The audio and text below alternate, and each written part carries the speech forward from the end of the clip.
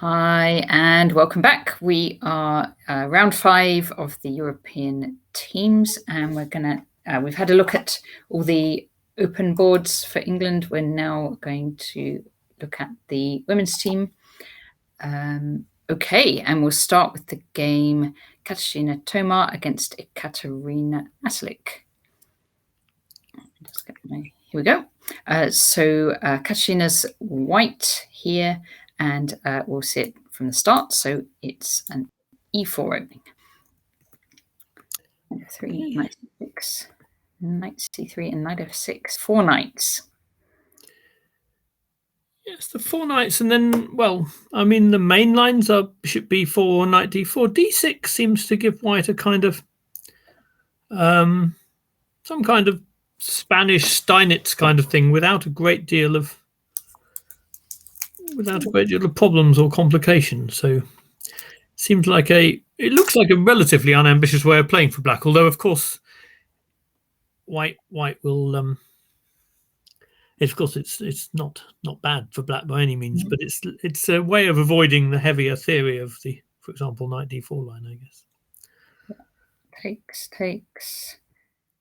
d7. Okay. I don't think there's any rush for white to take there, but okay, it's reasonable enough. And bishop c4. Okay. I'm not sure whether I might have put the bishop just on d3, because bishop c4. Well, if you play bishop c4, you need to decide in advance how you're going to reply to bishop e6 as and when it happens. And it will be interesting to see what she does if that does happen. h3, that's probably to stop any sort of knight g4 to e5 type ideas, I guess. b8, 1, and bishop e6. There we go. And actually, she does drop back to d3. No, bishop. I mean, bishop b3 in some ways looks more natural, but I guess black can play sort of c5 ideas, and you need to. Yeah, you have to have an answer to c4. I would have thought. Okay. Bishop d3, d5. Yeah, no, e5 sort of ups the tension, but it looks very tempting because you're going to follow up with f4 and then you'll be threatening f5. But a lot will depend on whether, as happened in the game, when black meets that with f5, whether white has a really good way of continuing there. If white doesn't have a good way of continuing, I guess there would have been safer options than e5. But e5 is tempting, no doubt about that. Yeah. And Kata plays f4, threatening f5. Yeah, so f5 is a threat, and I don't think black has any reasonable move other than... I suppose black could play... Yeah, knight c5, you would just go f5 anyway, because you're going to go f6. f5 is very scary, whether you're winning a piece. Yeah, then you're moving, aren't you? Yeah, you're really motoring then. Black does not want that. Bishop d2, I mean, it feels to me like this is a really critical position where black's about to come c5, and white would like to show that there's some, that there's a way of keeping the momentum behind her play, but I'm not quite sure what that would have been. But bishop d2 doesn't feel like it, I've got to say. So after c5, I'm sort of...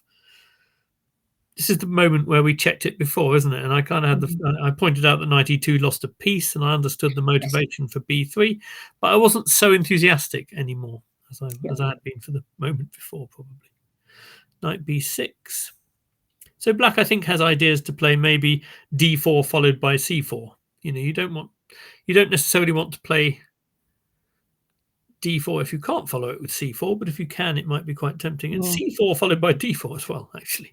It's, the order may not be the crux. King h2, queen d7. a4, so the engine really doesn't like that. I'm not quite sure what it wants to do. The plan for white isn't terribly obvious here. I mean, I suppose it makes black c4 stronger. It certainly can do that. That would be the worry. But of course, black does need to be still mindful of the knight being kicked away with a5 at the right moment. So it's, there's a point to the move. But of course, if c4 and d4 in some version could happen immediately, as she did, then that's a point. And definitely, if Kata's idea was to put the knight on a2, that doesn't appeal to me at all. Okay. d4, but that's where it goes. Yeah, it feels like it really has to try and go to the other side of the board. Otherwise, or even can it even go to b5 with the idea of going to a3 if black doesn't play c4?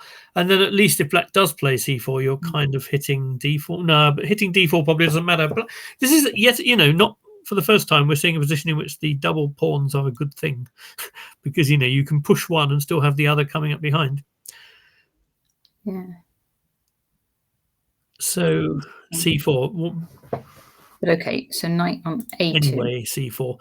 Yeah, I mean, sorry. So knight e2, the same argument might apply that hitting d4 feels more realistic than having the knight stuck on a2. Presumably she wants it to come to b1 and, sorry, to c1 and then either to b3 or d3. But, it looks like white's giving up a lot of time and space here. Yeah.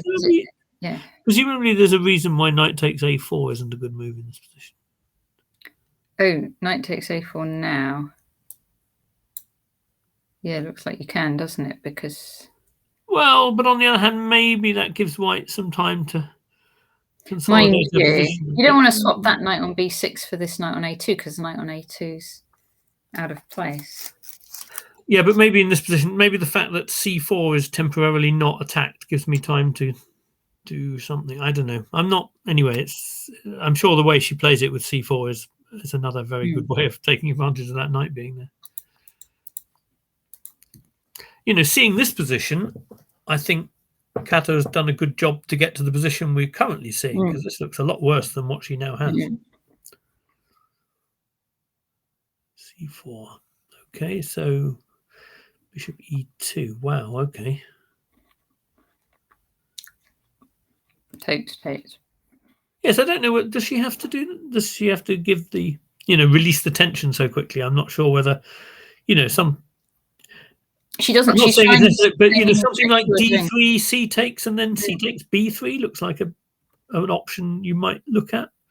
B3. I guess that helps the knight to re-enter the game. I'm not sure. The knight can come back to c3, which might not be so serious. Okay, so we'll look at what they did, which is... Yeah, so what I planned was it's the same one you had. This knight takes a4, she's done. Okay. Yep, another version, isn't it? Yeah, here.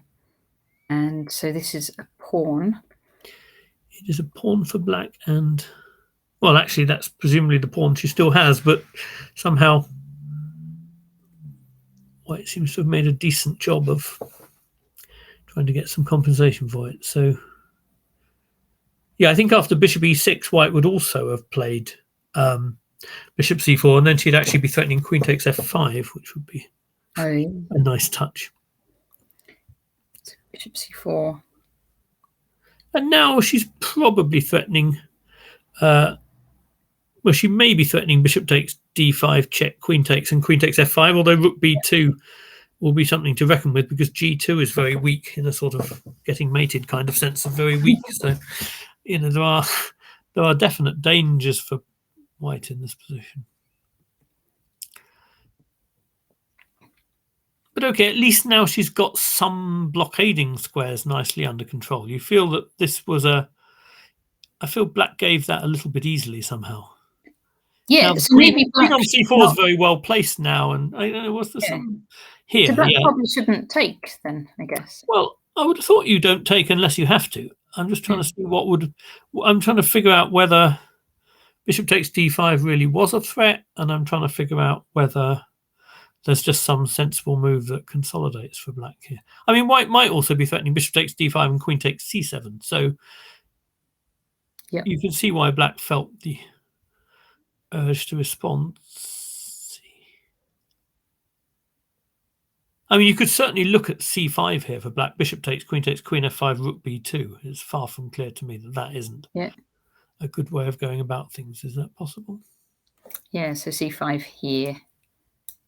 Maybe. I'm not sure, but bishop takes, and just to see whether bishop takes, I mean, white doesn't have to go in and take the pawn back, but if you could play like this with black without that being a problem, you would, wouldn't you? Yeah, that looks better. And then you could consolidate with g6 if she doesn't take, and if she does, then rook b2 looks, because there's always bishop f8 to stop queen to answer queen c8 check, and more to the point, white doesn't have e6 to strengthen the attack because the e-pawn's pinned against the queen on f5 after white's. So, it feels to me like this keeps black's control much better. Yeah. Rook b2, I guess. I mean, c4 is not bad either. Yeah, but this is quite nice, awkward, isn't it? Oh, yeah. maybe this is giving white unnecessarily counterplay. Maybe just playing c4 is the non-materialistic way of just getting those pawns rolling. C4 might also just be very strong because it's hard to see how white's going to combat 2 pawns as strong as that unless she can create some counterplay on the king side. And the fact that the e-pawn is pinned means I think there's no real counterplay on the king side. Okay. So it's tough. Yeah, that looks really tough for white. If she, so black has allowed her a little bit more. It's easy to get materialistic when you're a pawn up in these kind of situations, but often worrying less about the material and looking at the mobility of the pawns is the way to go. Yeah. So rook c1, and now c5. Queen c7. Queen f7. It's queen f7. It's a slightly funny. I mean, I don't want to go on about Ekaterina's blunder yesterday, but it was actually moving the queen into a situation like this where the bishop on e7 had a discovered check. We do. And she did that presumably in a time scramble, but sort of if she'd been the player playing queen f7, I imagine she would have done it with some caution this round. But for Kata to do it, it makes some sense. If it drives the rook back, I mean, might be okay. So she's preventing the rook from going back to its b8 square. Although here you feel if she has to go queen c4, then maybe it would have been better to go straight there. I don't know. And now the queen coming into e6. I mean, this looks a little bit. At least white's active. White's active, and it's harder to mobilize those 2 passed pawns than it might have been earlier. G6 also, it gives white some perspective for perpetual. I mean, okay, I can see why it's very tempting to defend the f5 pawn once and for all, but it gives white some perspective for kind of perpetual check type things if she can stay active. And black will have to be quite careful how she makes progress now. a5, which presumably sort of threat. I mean, a6 can be met by queen c7. But then there could be rook b1. That actually could be very serious. That's serious counterplay. That's a serious threat. I think black is very wise to deal with that one. Yeah. Now, is there any immediate idea that white can... So bishop e1 she played, but... Yeah. I mean, white would want to get the rook on the b file, but... White would love to get the rook on the b file. I don't know.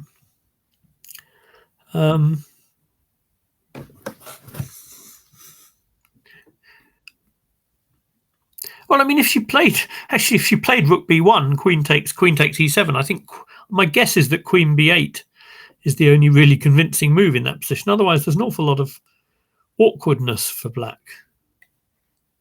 I think the fact that the queen can come back and defend the rook is the point, but maybe this was the thing to try. So here. Yeah, then you can take off one of the 2 passed pawns, and actually, you start to make an argument that this bishop isn't so much worse than the rook.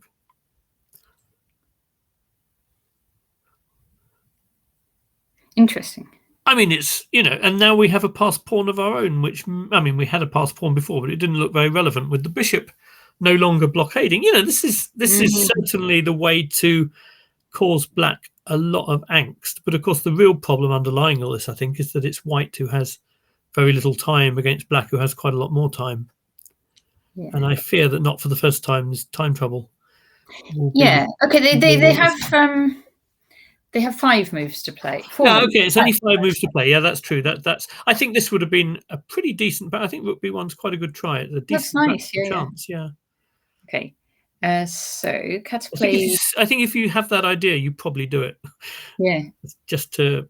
I mean, but you also have to make an assessment, I suppose, of what your chances are like if you don't do something drastic like that. Of course. And maybe if you think that the bishop can be really usefully activated, then of course you wouldn't go all in.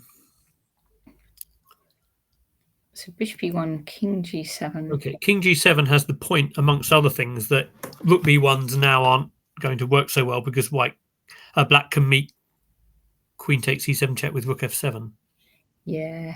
And our that bishop makes it- on e1's on pre. Yeah, and then the bishop on Fine. e1. Okay, so it really doesn't work in this moment. Yeah. But even if the bishop was kept, rook f7 would be a tidier way of holding black's position together because black's queen could come back to e4 or something and start attacking as well. So bishop f2. Bishop f2, and now rook f7. Rook f7 maybe. It may be that in that position, for good reason, Ekaterina wanted to avoid rook b1 again.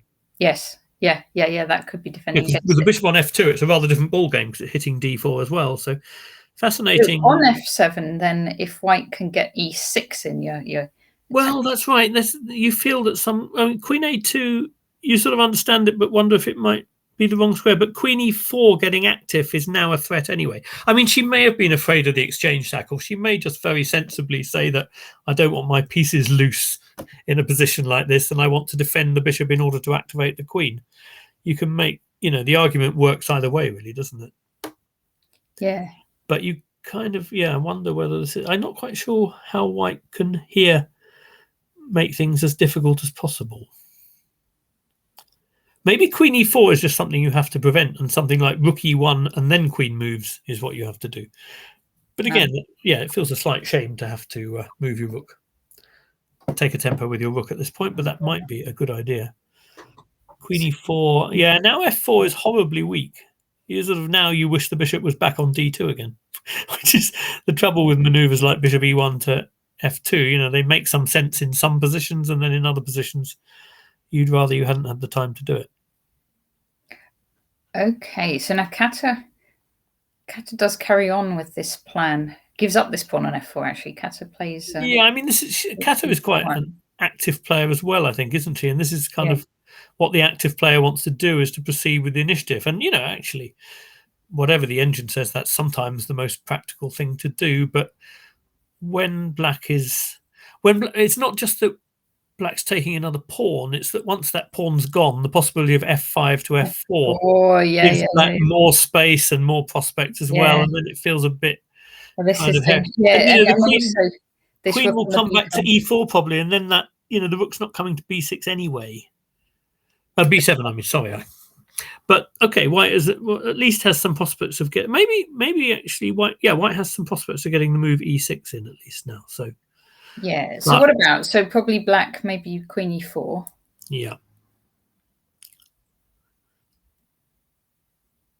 that allows e6 at least. E6, and then rook. Let's say rook back. Yeah, and then the natural thing to do feels like to play rook e1 to get some possibility to go bishop e5 check, but I'm not sure if it really helps. Because otherwise black's threatening f4. So rook e1. f4 is a real pain otherwise. So you need to activate that bishop before it gets squashed, basically. But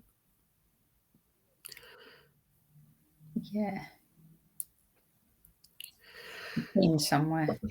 Yeah, queen somewhere. I was more inclined to be defensive about it, but because I think that you need to think about what you're going to do against bishop e5 check as well. But I mean, you might be right. Maybe forwards is good, but bishop e5 check's the next move, isn't it? So and if bishop f6, then we're going e7. So you need to go to a square where that isn't dangerous, I suppose. Or you need to meet bishop e5 check with king g8, which is also a legitimate way of doing it. But all right, so say forwards then. Check.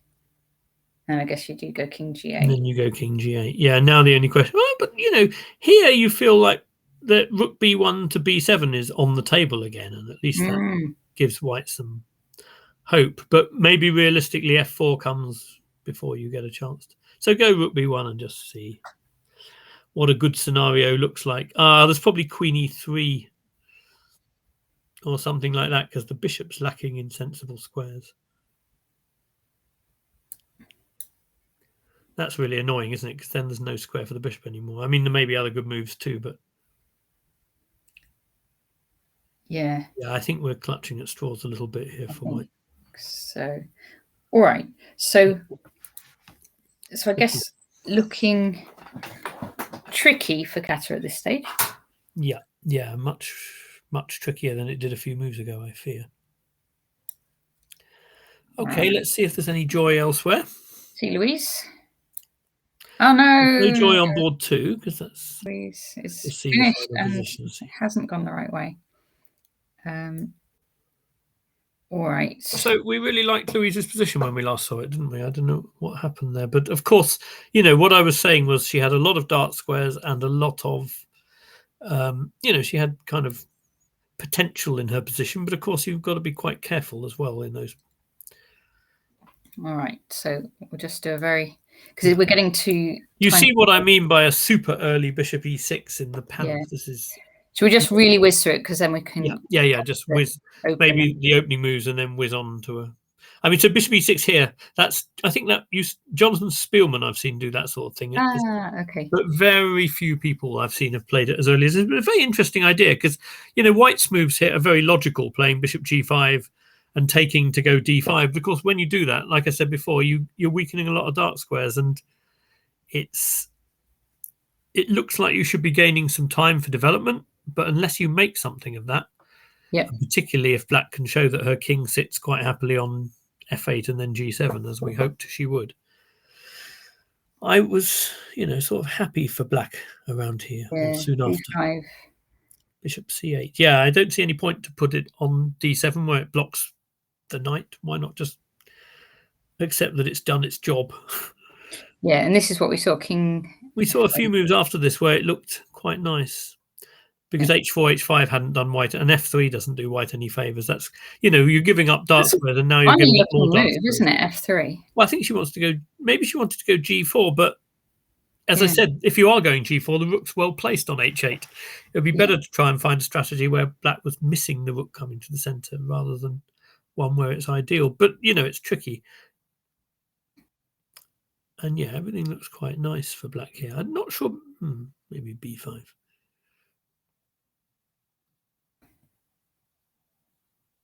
Yeah, it looks like if she's going bishop c5 back to d6, it looks either A, like she may not have realized or thought that she was better, and B, like she really was a bit lacking a plan. And I don't think she should be lacking a plan here. I think there's nice things you can do. Knight c5. Okay. It's real nice.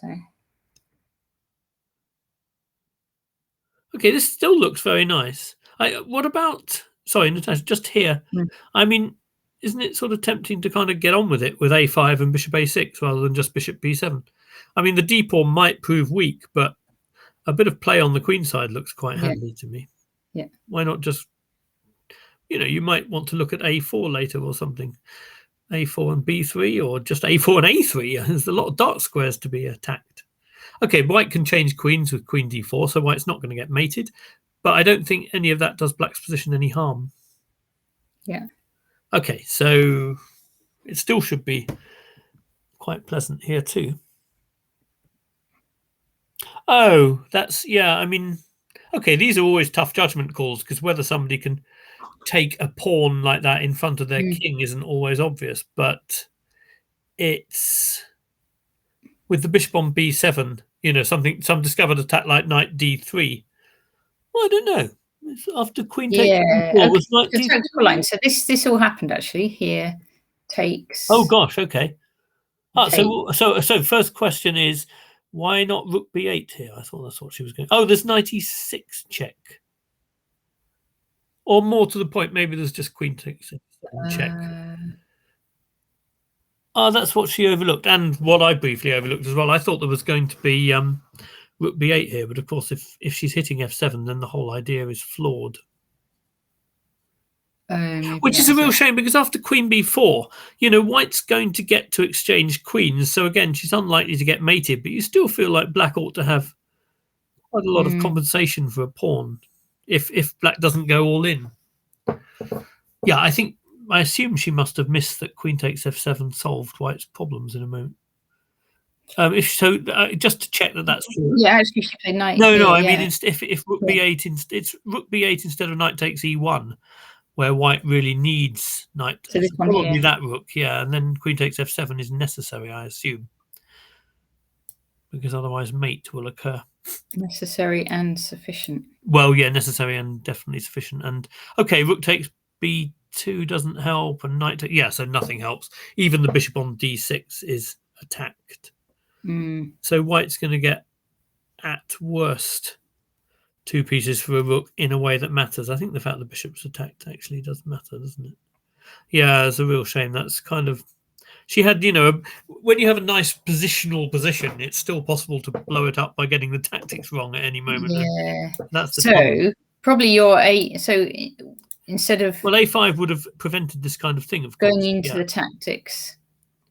Well, I wanted to do it before bishop b7, but I think it just makes sense. Yeah, anyway. but even now, right? Even now, it would also be fine. Yeah, why not? I mean, just if the tact, but actually after queen takes b4, if you just go rook b8 or something, or rook d8 or something which doesn't overlook the main tactic, then I think you can justify that pawn. I mean, like b8 I think now. if white couldn't exchange queens here, then I would think that this is incredibly dangerous for white. But even though she can, it's not much. Yeah. Well, and about not much, but it's black has some quite pleasant compensation for a pawn actually, because d5's still pretty weak. Yeah. So that's a real shame, because I think if she'd done that, she would have been fine. Yeah. Although defending b4, as you say, would have been even simpler.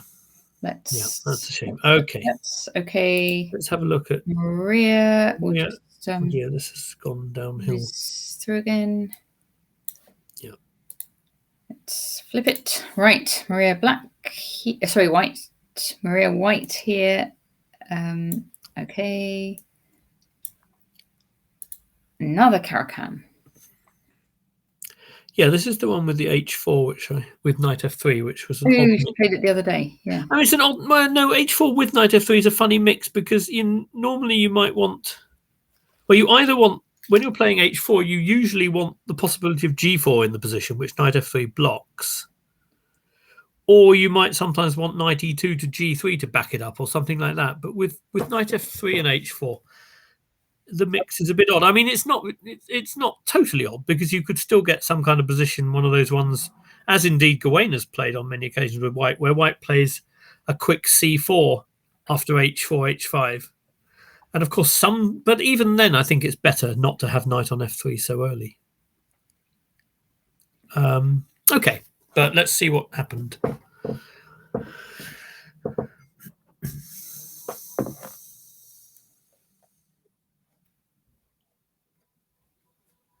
a4. Yep.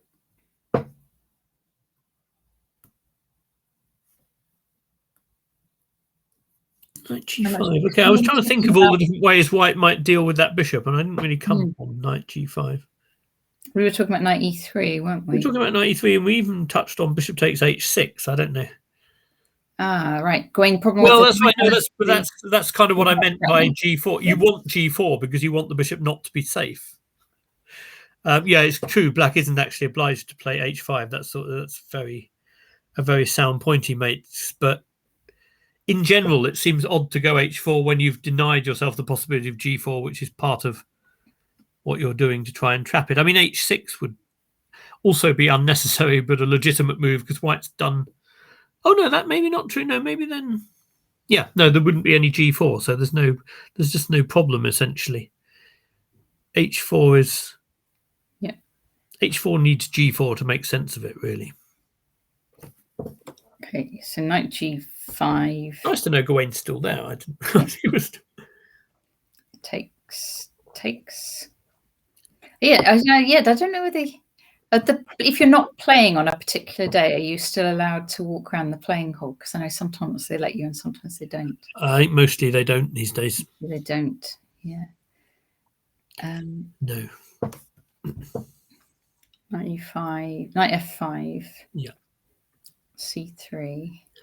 And now there's a tactic to win a pawn, although okay. It's not winning a pawn, sorry, because h5 hangs as well. I'm not quite. I mean, I sort of quite like black's position. Okay. Yes, no, he's probably wise not to have attempted to visit the playing hall.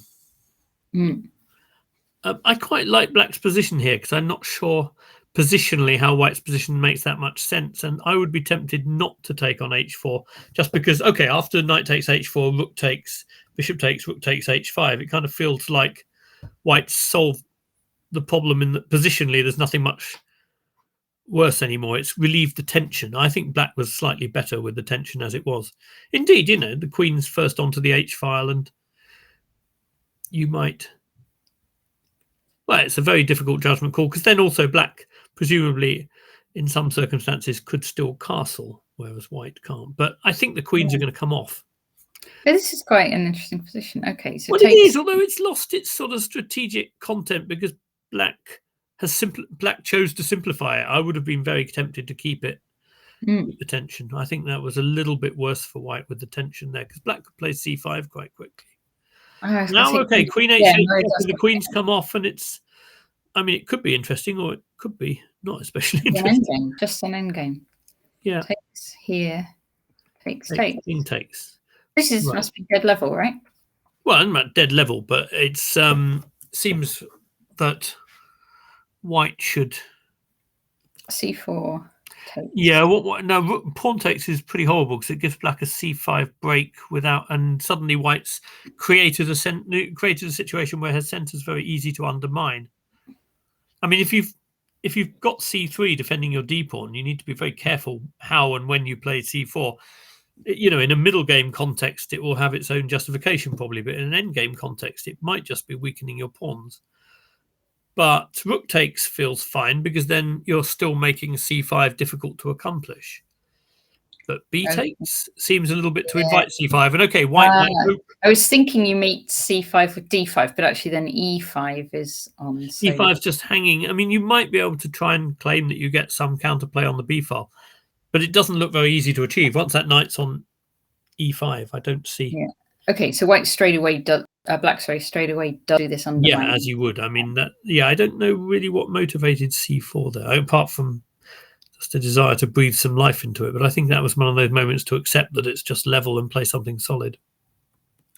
d1. Okay, and this. No, I was thinking the e5 pawn drops. Well, she played cd and then f4 because she wanted to keep the e5 pawn. Yes, and we're defending. But then, of course, as black showed, the a pawn is dropping, and the a pawn's a pretty dangerous beast.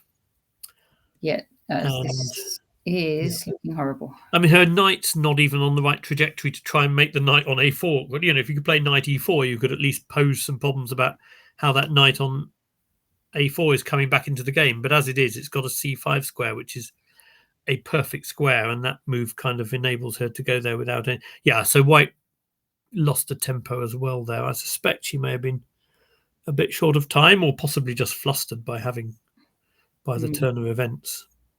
Yeah. Okay. So this is. So yeah, and now all white really needs, all black needs to do now is bring her rook to the back rank, which she can do. Yeah, that's nice to get that pawn off the board, I would say. Yeah, let me. But okay, it comes at a high price, doesn't it? Because all these others are dropping off. Okay. Yeah. Okay. Yeah, he's taking a third pawn to defend the knight. It looks like it's losing. No, that's no counterplay at all, because you've even got your knight on a1. But yes, that's a real shame. That was okay. And we saw show raise. Let's just look at the latest position. So that was a tricky opening. Let's flip it. We don't need to flip it really. It's an exchange down for a pawn. Has black got any chance here?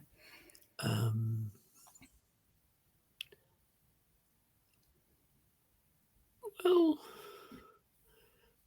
I mean, she shouldn't have, but it's not. I mean, one problem is that presumably a move like rook c2 forces black to go backwards with the king, because knight c3 can be met by a4. I guess that's true. Is that true? Oh, maybe then the king comes to d3, and that's not quite as safe as I thought. So a4. King d4. E4. a5. Yeah, that's not quite as, because the knight king comes to d3 so quickly. Oh, maybe it is. Maybe it's king d3. Maybe we're just queening a pawn. Yeah, we're just queening a pawn before you can get back. Sorry, king d3 a6. That is indeed the end of the game. Yeah. So you have to do that one. Well, yeah, but a6 and a6. here. Okay. Yeah. Yeah. But it's horrible. No, it's not. I guess it is. We could come in here and here. Well, I guess we could play rook d2 to d7, and I think. But I mean, yeah, maybe it's not. Again, it clearly should be winning easily. Oh, I think the problem here is it's going to be very difficult to give up the knight for the a pawn. Oh, maybe not. Knight b5, rook b7, knight d4 check. That's probably unnecessarily complex. I don't know. No, king e4. It should be fine. So yes, it's all basically looks pretty hopeless. But I mean, of course, if in this position, if white plays the best moves, black's lost. But we were just trying to assess whether there's any scope for error, really. Yeah. Yeah. All righty. So let's. I mean, the opening position we saw. Actually, not sure I would have necessarily put money on Sherry surviving to an endgame. It really did look incredibly dangerous, didn't it, when we left it after bishop g5? So maybe she's done quite well to even survive. Let's head back to the open. Yep.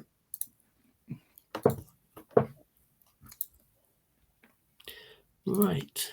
And Mickey has drawn. Ah, okay. Thought that might no. Some more moves, of course.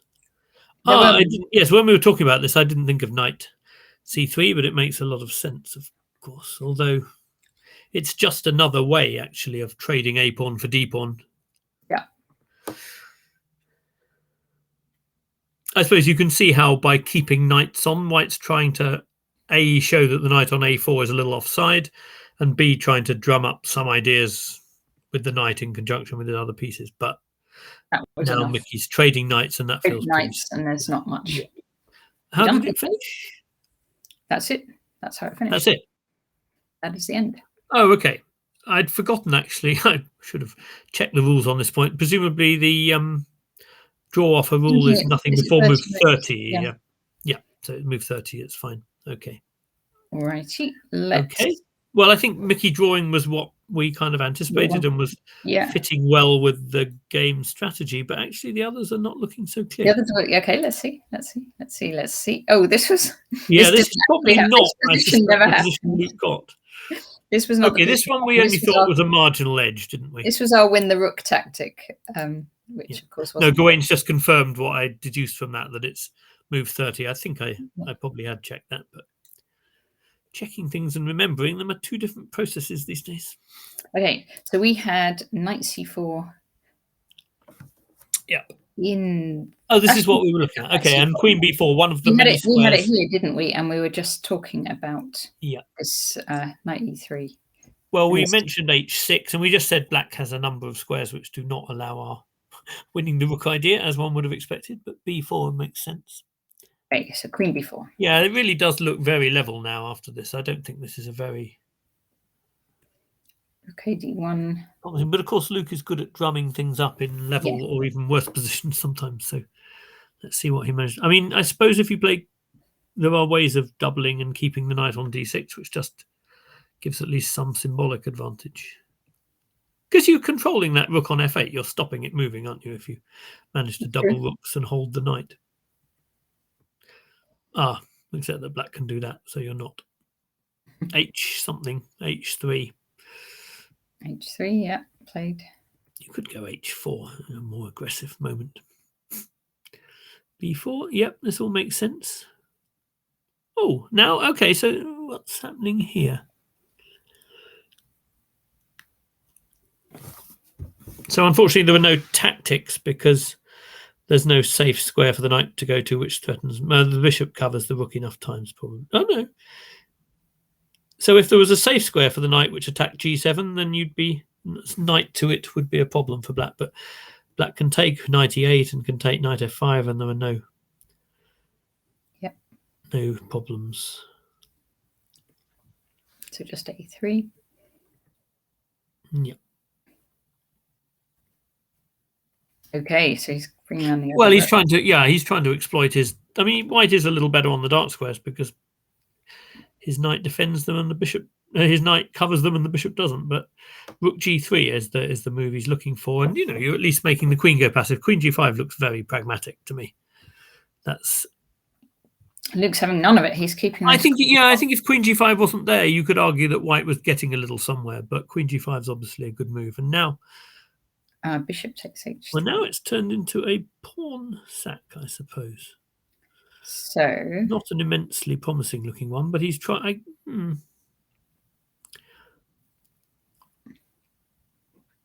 I assume Luke didn't miss Bishop takes H3, but it's not a transformation you'd obviously necessarily want to go for White. So interesting, because we're going to get a queen ending where White has 2 against 1 on the queen side, but White does also have a few weaknesses, so it's hard to imagine winning chances. Okay, let's rush through this because somebody just told us David's game is a bit wild, so it might be nice to see that. Takes, rook takes, Lots of exchanges, and White wins back the A pawn, which is a sort of tactical justification, but Black has got getting. Okay, so it's actually quite imbalanced now because White's pawns are slightly further forward, but Black has 3 versus 2. And actually, sorry, the A pawn's on prise. Ooh, and has been taken. But the thing in these positions, they used to say that the key thing is that how far forward your pawn matters on the whole more than how many of them there are in these queen endings. Is that right? Okay. Well, I mean it makes sense, doesn't it? Because if you sort of queen one, it doesn't matter how many there are, and queens are rather good at supporting the passed pawns. The only downside when you're playing to win is usually that the opponent's queen is good at giving perpetual checks. Yeah. But if you're playing to draw, as I assume Luke probably now is, then the fact that your opponent has perpetual check isn't a serious problem. So, yeah, I think that's a reasonable summary of the situation. I think Luke probably has his pawn is sufficiently dangerous for him to make a draw, but almost certainly not more than that. Let's see, because David's was nice. Oh, yeah, should we be pleased that David's is wild? Because at the time, we thought it was. We were somewhere around here. Let's flip it. Yep. Right, so yeah, this is the position we thought looked pretty nice for Black. So David had got. He played Bishop E4 without C takes D4, but okay, we'd kind of looked carefully a bit up to this point, and then we were kind of thinking in general terms. So Bishop E4 makes sense, I think. Yeah. And now Knight E4. That's very interesting. So. Well, what I admire about that move is it's trying to make sense of a setup which didn't look like it made a lot of sense. So I think the thing is, if you can get knights on D4 and F4, there might be some sacrificial possibilities on E6, or, it's just suddenly it looks a little bit more dangerous for Black. It's a move which appears to complicate the situation, isn't it? So if David took on D4 now, I think knight takes could be moderately dangerous, which is why he plays Bishop E7 to try and castle first. This sort of feels to me like it could be a bit, knight takes knight E6 and Queen H5 or something like that, or just dislodging the bishop first and then trying. Yeah, that's dangerous. So David's Bishop E7 makes a lot of sense, but then at least White gets to hit this bishop. Yes, and the pawn on C4. But okay, there's after C takes. Black's got quite a sort of phalanx of pawns now, but you look at these pawns in the middle. Can you go D3? He did. Well, he did go D3. I think if he doesn't go D3, I guess that White takes on C6 and D4 and can't be more than a little bit worse. But maybe at some point around here, if the I don't know. It's hard to say whether Black's.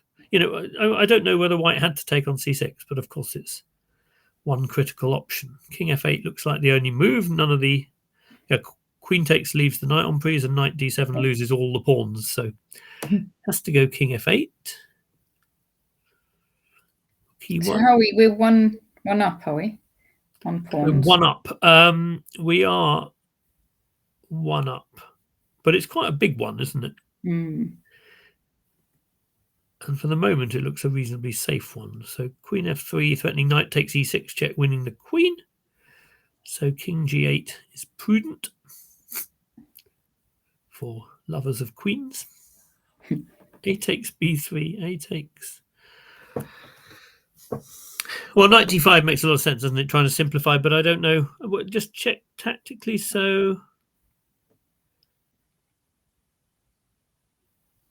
if B takes C4 here, In this one. I'm just Okay. just in this position. B takes c4. I'm just reassuring myself.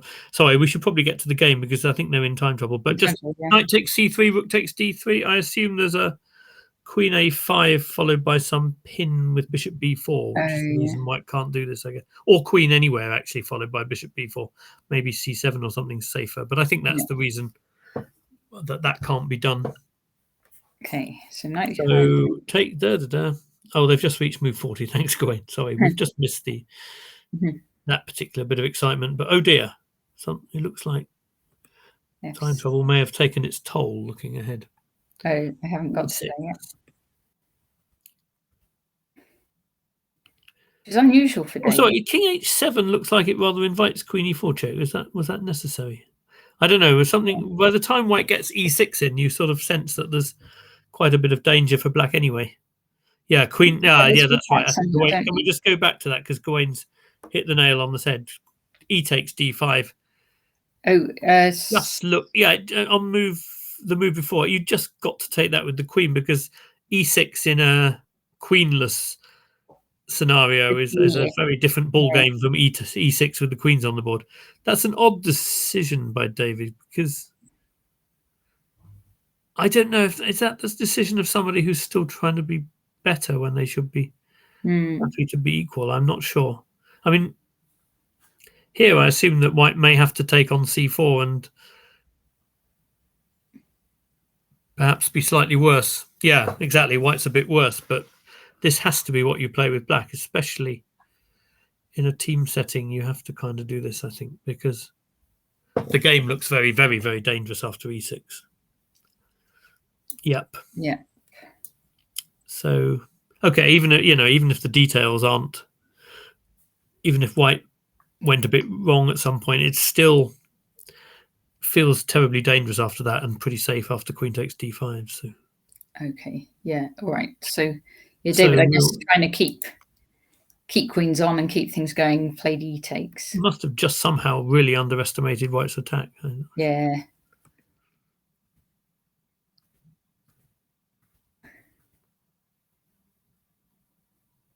G8. B1, okay. Oh dear, queen e8, but surely black has to do something about rook b7. I mean, it just looks like an awful thing to allow. And he even thought for nearly 2 minutes there, so there must be something going on that I'm missing because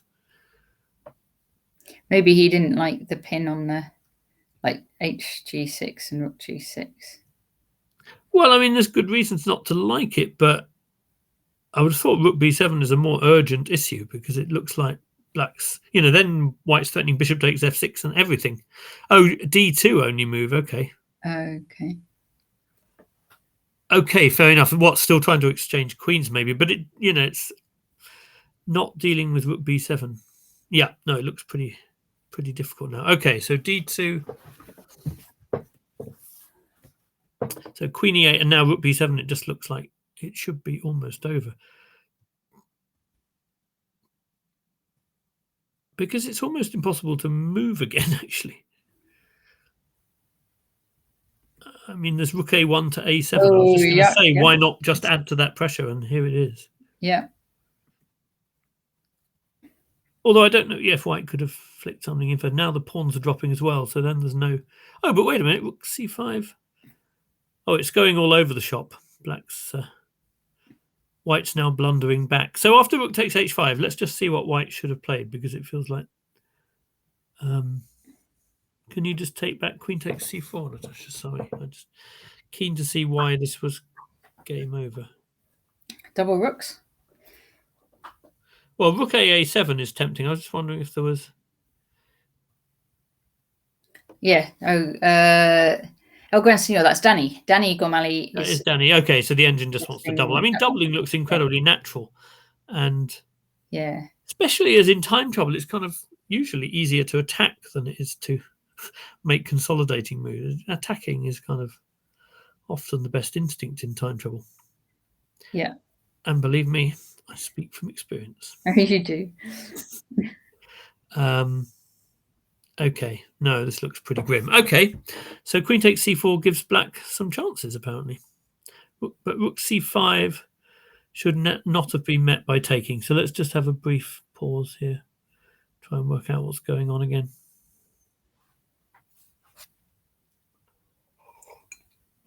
Hi, Danny.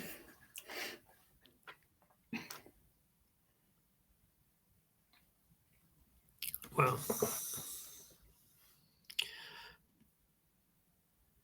so what was the crushing way to do this? Is this? Sorry. Oh, something instead of queen d3.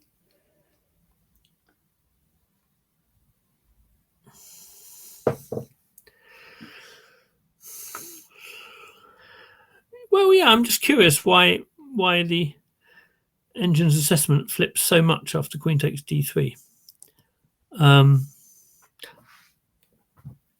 Yeah, there must have been some good move there, but I don't know if we're about to come up with it. So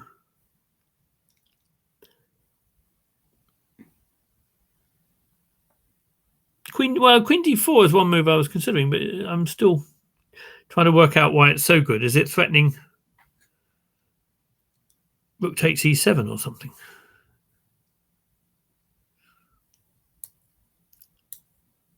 I'm wondering if it's threatening some rook takes e7 and bishop b4 or something. I don't know.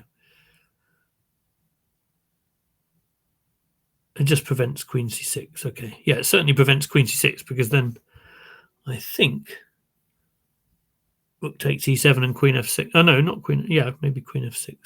And that's... No, that's not true. What here? Yeah, it is true. It is true. It's all queen f6, I think. And then rook takes c3 is just met by queen takes e7, and that's going to be mating very shortly with queen d8, rook a7 or something. Yeah. Yeah, this is, I mean, basically everything's coming in now. Okay, so queen takes d3, and now black has a lifeline. Yes. So queen c6. Okay, and okay, now white's having to do rook takes e7 as a piece sack, which is an exchange sack, which is not what he had in mind. Wow, this is quite a series of turns of events here. Yeah. So I guess white had similarly little time. Quite. I mean, this bishop's good, right? On f6. Well, it's good, but I mean, as you see, the first move black plays now is rook h5 threatening mate, which feels like a step in the right direction. Still, the thing is that black can't play rook takes e6, I guess, because of rook a7 check, although, yes, that's true. That's absolutely over. So, yeah. After f3, black needs to find some way of doing this. So the rook's on prise. Was rook d5 possible or something? I don't know. Rook d5 here. I'm just wondering, it's all happening a bit fast. But you kind of wonder, because then some checks on a7 can be met by rook d7 sometimes. So what? On the other hand, it's all quite nervous. Yeah, rook takes e6. Okay, rook d5 is best. That was lucky. Rook takes e6. Okay, yeah, queen c7 is a bit more engine-y. We'll stick with this. Rook takes e6. That's not going to work. Isn't it? Because, well, queen f8, then I've got queen c5 check. But you can take... Oh, I can take the bishop. That's rook a7 check. Oh. It's going to be a draw, I think. But queen c5 check might not... Oh, rook a7 check, then I'm going to take back the rook at the end after rook d6. Yep, take and take f6. That's not so bad. But, you know, queen c5 check is another issue, I guess. Right, so where were we? I don't know. It's all got very confusing. Anyway, there's a lot happening very fast, but... It is. Okay, so f3. I mean, I'm trying to divide this into my head into sort of decisions that seem understandable given the clock and everything, and things that are a bit odd. And I keep going back to David's queen e takes d5 rather than queen takes d5, because that's just feels like a matter of sort of sense of danger, which he normally has lots of. That one's a bit odd. Yeah. Okay, so this is some chances for black, probably. Okay. Whereas in the game, they reach what I assume is going to be some kind of equality. So he's given back the exchange because that bishop was a monster in many lines, and check. I wonder if it's just possible that he thought that was winning and missed bishop c5, because as Gawain points out, white is rather lucky to have bishop c5. So the point of bishop c5 is that if rook takes, then queen d7 is going to do the job, and otherwise it deflects the queen. Otherwise there would be a queen b2 check winning a rook. Yeah. So bishop c5, as Gawain implied, is the only move, and well, who knows? This was a bit random, though. It wasn't. Yeah. I mean, there was lots of randomness, and you could make arguments about luck about quite a few bits of what we've just seen, I think. But now it's settling down into what looks like a complete draw after rook d5, rook a7 check, and well, that's probably true. Yeah, bishop c5, move 41. I think you might find it because you have to, but of course you might not.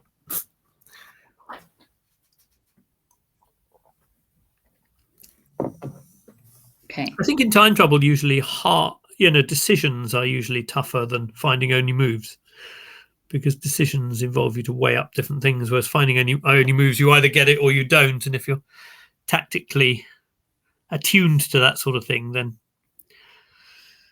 g4. So shall we see how Ravi's doing? Well, yeah, I think that's probably going to be more fruitful at this point. So wait, we have a likely. They're all looking level. Well, and Lucas was slightly worse, right? So yeah, things are not looking as they were. So, oh wow, this is super blocked up. This is sort of the sort of logical consequence of Black's opening if things go to plan for Black.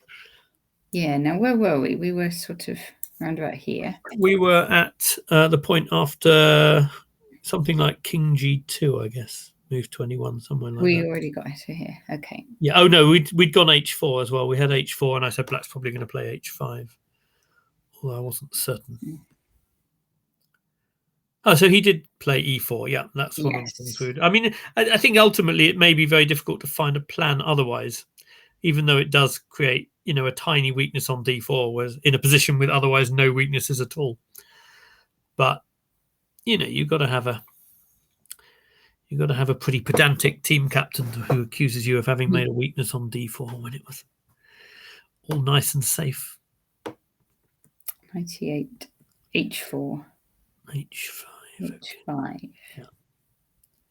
So I guess White's best. I mean, White's got two possible plans. One would be to play E5 and try and put a horse on D6, although, I'm not wildly excited by that. The other plan, I guess, is maybe sometimes as I said, you can try to play D5, but then you're running a risk of being worse if Black ends up controlling more dark squares than you do white squares. So, okay, E5, yes. I mean, it enables you to keep maneuvering and keep on mild pressure for a very long time.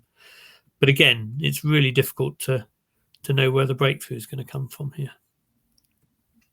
So just as a question, so knight, if White does play knight D6, just interested in general what Black's doing about that. I mean, he may just... Oops. Yeah, sort of, I mean... Sort of there. We do this one. In some cases, part of you might want to sack the exchange, but you can't do that here anyway because there's a rook takes c6. No, there's a rook takes c6 check, Danny. Rook takes c6 trick after taking it off. So takes, queen takes, and rook takes c6. And then the rook on b8. Oh, clever. That is not what we wanted for Black. So... That's why I wondered. I mean, yeah, Danny. I mean, my instinct is to. Thanks, Danny. It's been all very clean and polite on here till then. Yeah, and maybe 98, and then I wondered if I can route it to E4, trying to go the other direction. That was all. I mean, I like Danny's instinct because the gut feeling is if that knight's there, then you take it off. But wait a sec, maybe you can take it off and go knight B5 and then round up the pawn like that without allowing the trick. Oh, sorry, takes. Yeah, he might have been right to take it off. And in no, sorry, it was a fork. That's why I didn't look at that. Yeah. No, it's because it forks so that it doesn't work. If the queen was somewhere else, you could just take it, play knight b5, block all those tricks out, and then take the d pawn at your leisure. But not here because it's going to take your queen. So yeah, 98. I wanted to go knight to e4 just to have a different circuit and maybe sometimes put it on just to force the knight to stay on e8. But if you ask me what concrete progress I'm making, I'm not sure I can answer you. Maybe now black can sack an exchange with d5 or something, but I'm not sure that's the exchange that black wants. That might open too many files. Yeah, knight b5, that will be the move, I think. Oh, no, wait, I did actually consider that back at the beginning and thought knight takes b5. And if a takes, then you have c6. You don't want that either, I don't think. Because black's strategy here is to keep as solid as possible. And either recapture allows white a pawn break, which isn't otherwise in the position. I mean, black's whole strategy really is not to allow any pawn breaks. And this one, I'm not even saying d5 not straight away works immediately, but it probably does actually. I think this is not what black wants. And this one, and that one allows a6, which is definitely should happen immediately. And then the a6 pawn after black takes is going to be pretty weak. These are just examples of what I think black shouldn't allow because if you do it properly, you shouldn't need to allow any of this probably. Yeah, these are the dream scenarios for white. Okay. So yeah, maybe knight d6, just because. Yeah. Because often you can't, and in that position you can. But so what did he play? He played rook t1, and then knight b5. I mean, I like that knight on b5. That's one of the reasons I wanted to go. Yeah, this prevents knight d6. Yeah. Okay, so what's he after with queen c2? He's trying to. I mean, I suppose the one argument is that if the knight's on the queen side, you can start trying to sort of tilt a little at the king side, bishop e4, pretend you're going to have a sack on g6 in some position, and maybe one day you might. But black is super solid nonetheless. This is what Ravi does. Bishop e4. Yep. Okay. Oh, king g7. Now the engine suddenly likes white. Maybe? I mean, no. d4 hangs. If d4 didn't hang, I mean, that's suddenly important counterplay for black. If d4 didn't hang, I'd want to look at rook f3 to f6 and really try and sack on g6. And indeed, it's quite likely might not be a sack in that position. But I think black's in time to, black's in time to deal with it with knight takes d4. But so yeah, interesting. But I think he needs that counterplay now, whereas before he didn't even need counterplay. Do we not have a YouTube stream? Natasha, technical question for you. Yeah, YouTube stream. Do you know, someone told me you're not allowed to stream to Twitch and YouTube at the same time. I don't know whether that's true, but I haven't done it to the. I can do it to the ECF site. But yes, no, I just got Twitch going today. But what I will do is upload it to the ECF YouTube channel a bit later. Exactly. Sounds good. Okay, so yeah, I'm not sure what.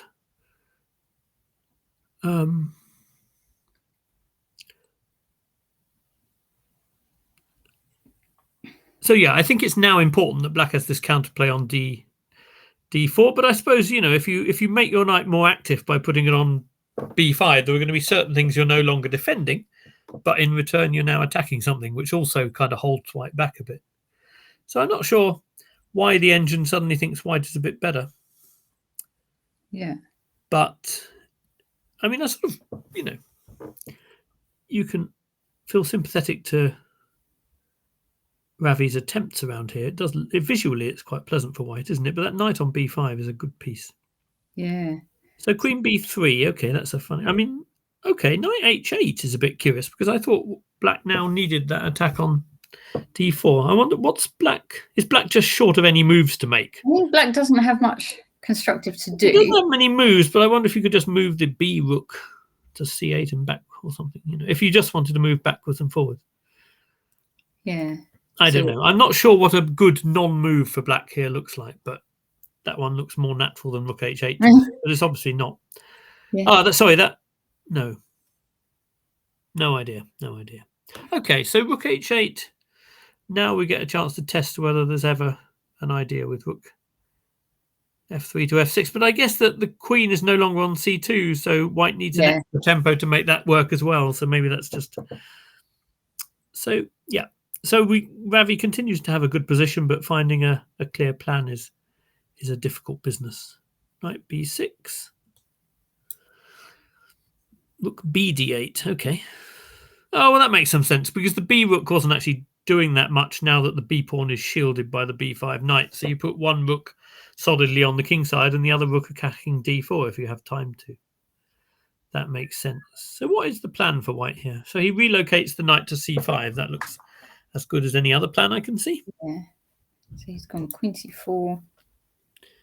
King h7. You've got to make sure h5 isn't attacked before you go king h7, but I think it's not. Bishop f8 and knight c5. Okay, bishop f8 looks like a sort of a declaration that you're going to try and take that horse off.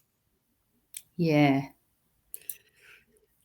Okay, in this position for black, you check, I suppose, that knight takes e6 doesn't work here, but I suspect it doesn't.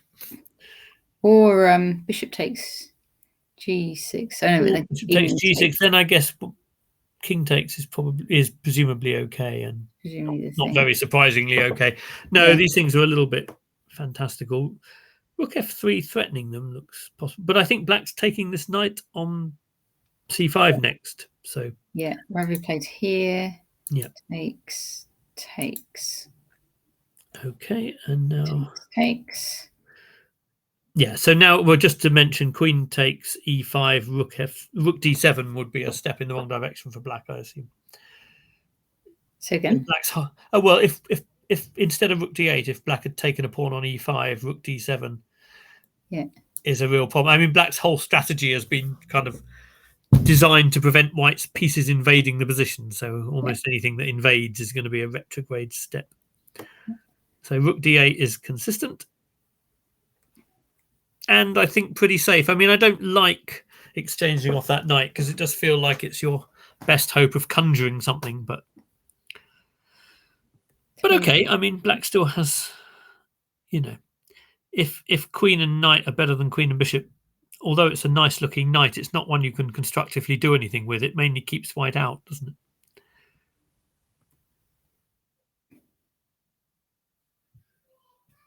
Okay. All right, so now the end game. It seems very unlikely that anyone can achieve anything here, but okay. I mean, once you know that white can't take on d5, which actually would be disastrous because black has e takes, and then it creates a route for the king in towards the king side. So yeah, it's very easy to play for black if you don't even have to worry about bishop takes d5, I think. Yeah. Okay, so that looks like all the games look quite well. I suppose we had some concerns about Luke. Shall we go back and take a look at Luke again? Oh, can we? Before we do that, can we just check in on Trisha and Freddie because we never saw what happened there. Do that. And we left it at a very exciting moment, didn't we?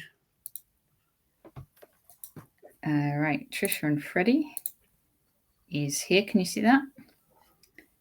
Yep. Yeah. Okay. So that was where we left it. Queen d2. So Freddie was looking to swap off queens. Kind of bumped white had. So we thought that black was a bit better after rook takes f7, but that doesn't mean that white probably didn't need to try it. I don't know.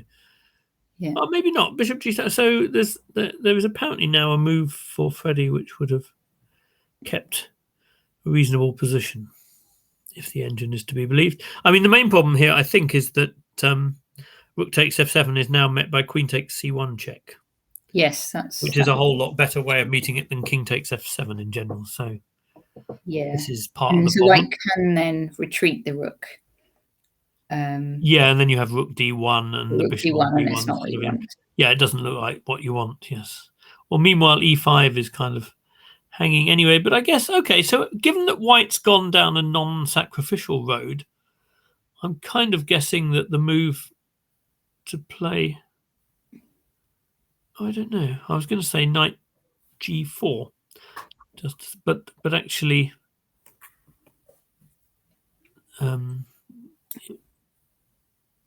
so the idea is that if bishop d5, I was hoping to go knight f6 check, but maybe that doesn't seem to be working. Knight f6 check. Guess can you just take it? Well, then queen takes g6 check looks quite promising.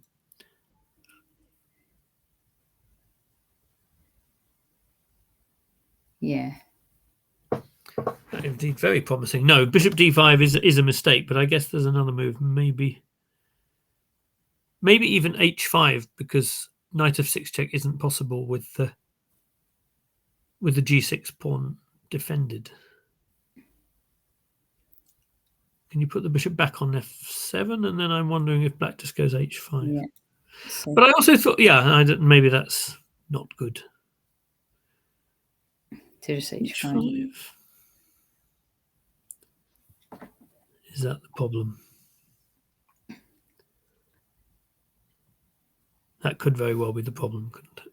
Yeah. Okay, so I'm not sure what the engine would have had white do, but it's not. I think, as we said before, I think Trisha missed her moment for going all in with the knight h4 thing. Yeah. Then it's been quite tricky. Queen f3 doesn't look very likely because it allows bishop d5.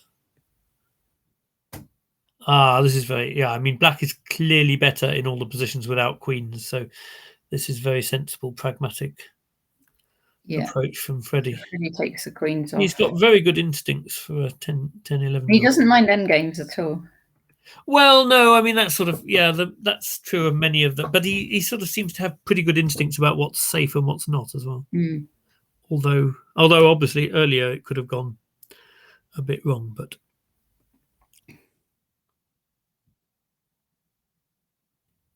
yeah, he's just using that queenside majority in a way. This match is Ireland against Scotland, board 4. Freddie Gordon against Trisha Kanyamarala. It doesn't work, but again, she's showing the right instincts by creating that f5 square for the knight, because if you're going to do anything, probably going to be that, isn't it? Yeah. Okay. But unfortunately, these pawns are too dangerous, and the counterplay, such as it is too limited. So, is this the position? That's the position. Yeah, no, I think this is definitely not going Trisha's way, which, is a very fine result if it happens for Freddie. Yeah. But she certainly, as we saw, she certainly had the moment. She may have had others earlier on, but a moment where she could have created a lot of danger. The Wales match looks a little bit depressing to go and visit. Oh dear, Wales have lost 4-0 to Iceland. Okay. We could just see Trisha's brother, see whether he looks like he may be having a bit more fun. No, he's just, I mean, this is another of those positions with decent winning chances. Well, maybe not huge, but very little risk, I would have thought. And good chances to press. Yeah. And of course, that kind of thing, pressing without risk, as we said before, very useful in team matches. And the match still looks tense enough that remains the case, I think. All right. Okay, that's good. Should we check Luke's again? And then let's check Luke. Do we wind up? Yeah.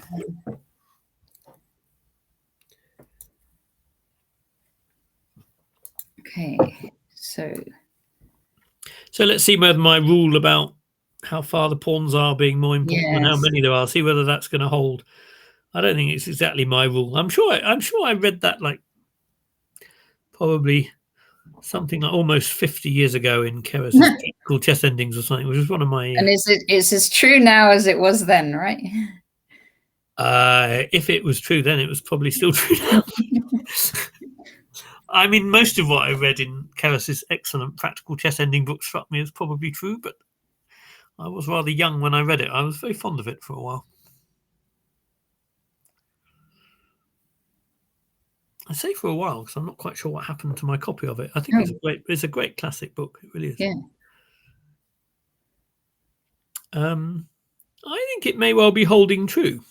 My copy of Bobby Fischer's 60 Memorable Games, yes, got chopped up because it was all in descriptive notation.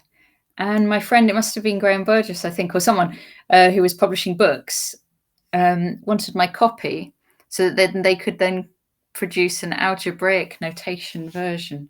Right. And then they gave me a copy of that. So there you go. Well, I thought that your historical work could produce some modern nonsense of equal importance. Exactly. Astonishing. Exactly. Yeah. No, I mean my copy of Bobby Fischer's 60 Memorable Games is probably my most well-thumbed chess book of all, I think. That was my favourite one when I was little. It was great, wasn't it? Yeah. Right. F5. That has some sort of shielding the king qualities and pushing the pawn. Yeah. So what if Luke just keeps going? Here we go. Well, exactly. B6, and then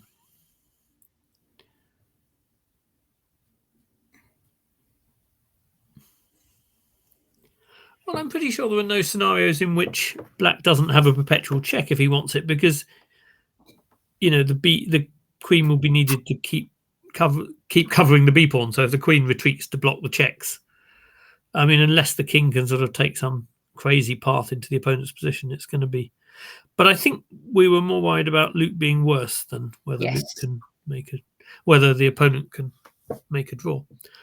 Well, B6 feels like the right direction. I can't really see any reason why Black isn't going to have to make a perpetual check, thus confirming Keres's dictum that the advanced pawns. The advanced pawns. Well, how advanced they are is more important than how many.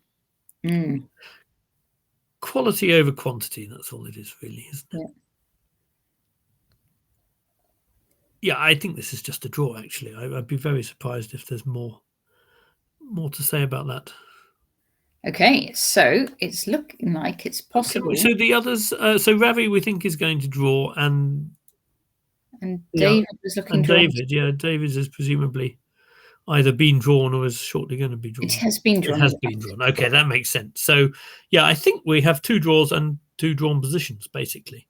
Yes. Which so it could well be a 2-all draw. Is not the result, I have to admit, that I was hoping for a couple of hours ago, because, partly we had some good stronger on paper, and I really liked our positions, and, it's a shame, because, yesterday's win was pretty heavy, and I was hoping we were going to build on that. But interesting games again. Yep. Okay, Ravi's was pretty solid, and not a great deal of equilibrium got broken there. But obviously, David's went completely crazy. Oh wow, F6. Yeah, it makes me wonder whether Black's playing for a win, which feels a bit cheeky. But maybe it's not. I mean, you can see why he might, because if White's king is right over on the queen side, it might create the possibility that Black can try to go knight e3 to f5 at a moment when a king and pawn ending wouldn't suit White, and of course g3 is a potential weakness. So but of course b4 is a potential weakness too. But I don't think there should be any cause for alarm. But I guess it means that Ravi has to be. Maybe it means he has to be a little bit careful. Well, I'm sure he would like to. What do you think of that? Like the pawns being on white, Black's pawns on white squares. That helps Ravi, presumably, because his pawns are on the dark squares for his bishop. Yes, but I mean, he doesn't have any way of increasing the pressure on. Basically, the fact that his pawns are on white squares should be a good thing, but it does enable Black to attack ones which can't be defended by the bishop. So, it creates situations where White probably has to take the knight to defend the g pawn. And so White has to make sure that he's in a position where he can do that. Gosh, it hadn't even really occurred to me when Ravi was moving his king over to the b3 that there could be danger here, but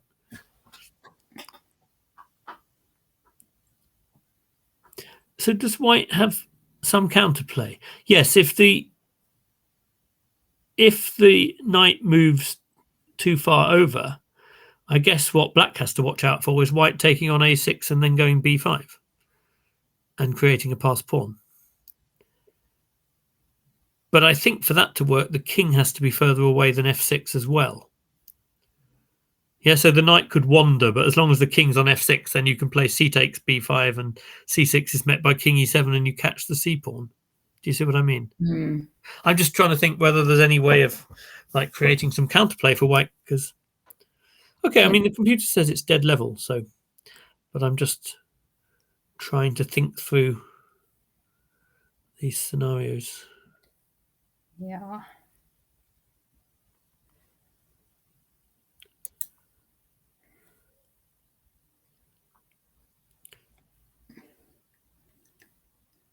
You know, it can be that it's dead level, but black can reach a sort of pawn ending where white's making only moves and defending, perhaps. I don't know. Mm.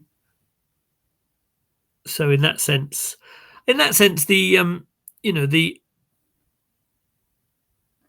see, I don't know. If you look at king c4, for example, knight e3 check, king d4, knight f5 check, bishop takes, king takes, Yeah. king e3, and then black plays e5. You know, I think that takes probably king f3. Maybe it's just a draw because if black goes king d4, white's taking on g6 more quickly. But Yeah. I've been sitting here too long to calculate. Take a bit of calculation, couldn't it? But you see what I mean? I mean, it may be that black is justified in playing things like f6 because white has to make sure this kind of thing is okay. Yeah, and that's why he's having such a big think here about whether to take the king. Okay. All righty, good. Shall we? So we're now doing the outrageous thing of stopping our commentary at the point where we've just shown crucial point. Yeah, let's do that. Okay. But I think that's fair enough somehow after all this. Yeah. After all these hours. I think the most likely thing is 4 draws. 4 draws, yes. Actually, for the open team, and yeah, just check that. I'm just going to check the women's, and then we're done. Yeah. Right. So that one. That was our line. Oh wow! Oh wow! This is the actual line. Oh, this is the line. Sorry, that's not good. Yeah. Oh, okay. Yes, that's much more rational. Oh dear. Okay, so see. So it looks like a very tough day for. Oh no! I think it's team again. Because Katz's, yeah. That was our line. That was our line. Oh no, that's the. Oh no, that's our line. Yeah. No, it's the line. That's the line. This is the actual, but it's still. Yeah. Okay. Yeah. No, black has. Right. Nothing like finishing on a high. Yeah. Yeah. Well, that's cheering, isn't it? Okay. So good. Well, what is it? Tomorrow is the rest day. Tomorrow is the rest day. We are going to be back on Thursday to see round 6 of the European Team Championship. Please join us then. We'll be back at 3 o'clock. And thanks everybody very much for watching today. Thanks very much. See you Thursday.